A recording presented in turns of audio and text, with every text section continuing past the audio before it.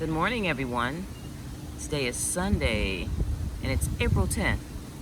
And I'm sure that you noticed that it's a different pool, but this is our poolside discussion.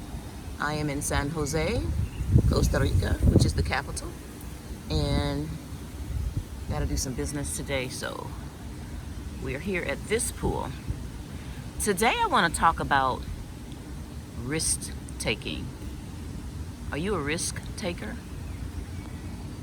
Some people always associate risk with buying stocks and bonds or buying real estate and starting a business. However, you need to realize that you take risk every day. You take risk getting in the shower because you might slip and fall. Every time you go out of your driveway, especially if you're backing out, you're taking a risk that you're not going to hit someone or someone's not going to hit you. I mean, everything that we do, we make several hundreds of decisions, maybe even thousands of decisions, split second every day. And we never think about that. But what those are is their calculated risk. They're risk, but we have studied. We have calculated different variables and decided that those risks are worth taking. And people that start businesses and buy real estate, and even some of the ones that invest in the stock market, they've done the same thing. They've taken the time to sit down and draw all the factors together and calculate, whether this will be a good thing for them to do or whether it's not going to be a good thing for them to do. And it's less of a risk when you have done those calculations, when you know what the factors are that are going to affect what you're doing. So all the business people that you know, I'm not going to name the names, but the big business people, they and their teams in certain cases have taken the time to sit down and calculate, whether it will be a good idea to buy this business or buy this building or any of that. What a lot of people have is fear of jumping out there. And the ones that have the fear are the ones that stay under the circumstances. When people say, "Oh, how are you doing today?" or "How are you doing?"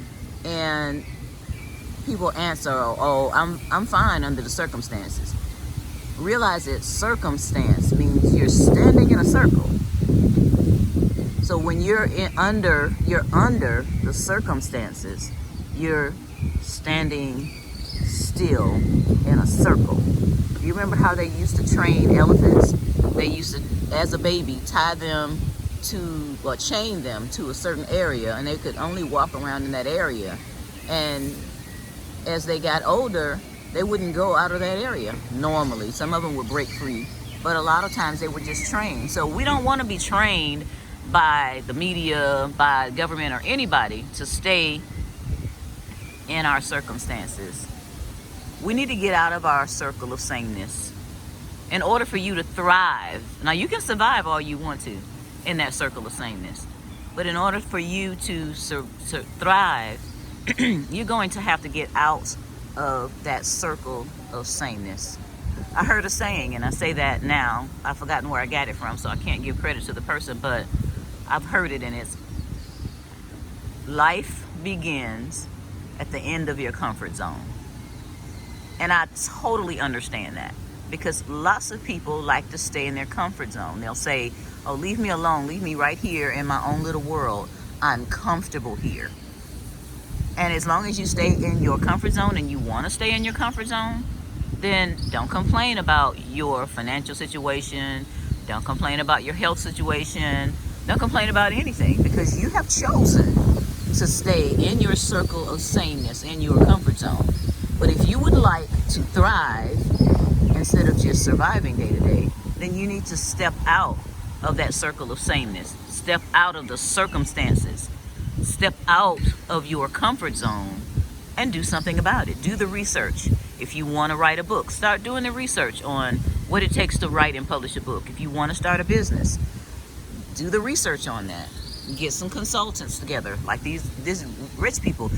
do. They're rich for a reason because they move. They don't even have a circle of sameness anymore. They just continue to grow and grow. If you notice, people that start businesses over time, they have 2, 3, 7, 10 businesses, and they'll start a business and get it up and running, and then they'll start another one and get it up and running, and start another one and get it up and running. And that's how they continue to not only get wealthy for themselves, but accumulate wealth for their family. If you want to do that, which is something that I'm working on, then you got to take some risk.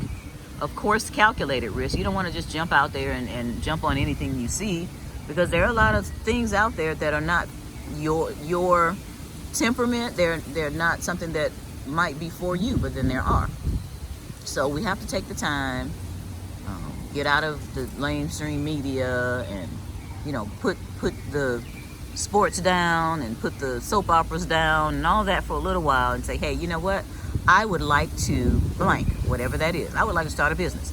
I would like to get some real estate. I would like to write a book, whatever that is, and start doing the research on it. There are a lot of people out there that have contacted me, even since I've been doing the poolside discussion, saying, hey, you know what? I want to get a business. I want to write a book. I want to do these things. And, I would enjoy helping people do that. So, I'm not the only one out there that does it, but get out of your circle of sameness. Get up off your chair and take some risk, some calculated risk. I'm going to go inside now. If you can tell, it's pretty windy out here in San Jose. We're in what's called the Central Valley, and the weather's nice and cool. It's not humid at all. And we'll be here for today and tomorrow, and we'll be headed back to Atlanta, but I'll do, of course, one more tomorrow morning. And you all have a wonderful Sunday.